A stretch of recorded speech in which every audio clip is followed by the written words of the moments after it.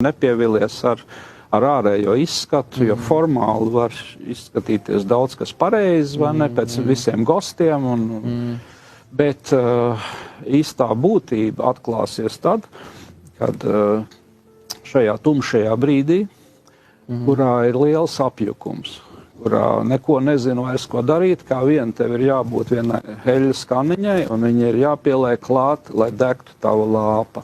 Tas izšķir visu, un tas parāda visu. Un, lai arī tāda līdzība ir tagad, vai ne, bet mums nav laika to visu vēl dziļāk izskaidrot, bet jēga, es domāju, ir katram skaidra, jā. Ka šis laiks ir dots, un ja kāds vēl grib par gudrību paprasīt, vai ne, kā tas ir tā gudrība, tad Zalmana otrā nodaļā ir spēcīgs moments. Ja tu, teiksim, dežurēs pie viņas vārtiem, ja tu viņu sauks pa māsu, ja tu viņu aicinās, ja tu viņu, turēs sev tuvumā, tad, vai ne, tad iestāsies viens brīdis, ka viņi ieies tavā sirdī.